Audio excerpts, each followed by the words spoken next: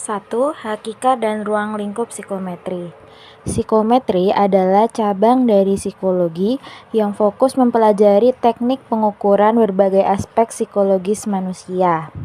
Aspek tersebut meliputi kecerdasan, kepribadian, minat, motivasi, dan sikap yang diukur menggunakan alat khusus seperti tes, inventory, maupun kuesioner. Uniknya, objek yang diukur adalah variabel psikologis yang tidak tampak secara langsung atau disebut variabel laten. Contohnya adalah perasaan, persepsi, dan kemampuan. Kemudian tujuan utama psikometri adalah mendapatkan data yang objektif, terstandar, serta terpercaya untuk memahami manusia secara ilmiah. Fungsi psikometri sangat luas, mulai dari penilaian di dunia pendidikan, seperti tes EQ untuk seleksi siswa, sampai penerapannya di dunia kerja. Misalnya, tes kepribadian dan minat kerja untuk proses rekrutmen. Selain itu, psikometri juga sangat berguna dalam penelitian sosial, seperti mengukur tingkat stres masyarakat atau kepuasan hidup. Singkatnya, psikometri menjadi jembatan yang menghubungkan konsep psikologi dengan data nyata. Dengan begitu, pemahaman manusia dapat dilakukan secara ilmiah dan keputusan dapat diambil berdasarkan bukti konkret. Yang kedua yaitu sejarah dan perkembangan psikometri. Perjalanan psikometri dimulai pada abad ke-19. Tokoh awal adalah Francis Galton, yang memperkenalkan ide pengukuran perbedaan individual seperti kecepatan reaksi dan ketangkasan fisik. Kemudian James McCandless mengembangkan tes mental pertama yang menjadi pelopor asesmen psikologis modern. Selanjutnya, Alfred Binet bersama Theodore Simmons menciptakan tes kecerdasan untuk menilai kemampuan anak, yang akhirnya menjadi cikal bakal skala IQ. Di sisi lain, Charles Perman mengembangkan teori faktor dan memperkenalkan konsep faktor umum atau faktor G dalam kecerdasan. Ia juga membawa analisis statistik ke dalam tes psikologi. Awalnya, psikometri berbasis pada teori tes klasik atau classical test theory yang menggunakan tes kertas dan pensil dengan fokus pada skor total.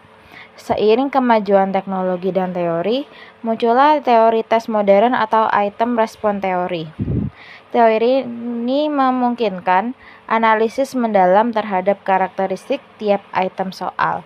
Selain itu, muncul computerized adaptive testing yang memungkinkan tes disesuaikan secara real-time sesuai kemampuan peserta. Contohnya, kalau dulu seluruh peserta mengerjakan soal yang sama secara serentak di ruang kelas, sekarang dengan tes berbasis komputer, soal akan menyesuaikan tingkat kesulitan sesuai jawaban peserta secara langsung. Kemudian yang ketiga ada konsep dan skala pengukuran psikologis. Pengukuran psikologis berbeda dengan pengukuran fisik. Misalnya, tinggi badan bisa diukur langsung menggunakan meteran, namun stres, motivasi, atau kecemasan harus diukur dengan kerangkaian pertanyaan atau skala yang mempresentasikan tingkat variabel tersebut. Ada 4 jenis skala pengukuran psikologis, yaitu nominal, yang hanya mengelompokkan data ke dalam kategori tanpa urutan. Contohnya adalah jenis kelamin atau tipe kepribadian seperti ekstrovert dan introvert. Kemudian ada skala ordinal yang mengurutkan data tetapi jarak antar urutan tidak pasti. Contohnya adalah ranking kepuasan kuliah mulai dari sangat tidak puas sampai sangat puas. Kemudian skala interval memiliki urutan dan jarak antar nilai yang pasti tetapi tanpa nol mutlak.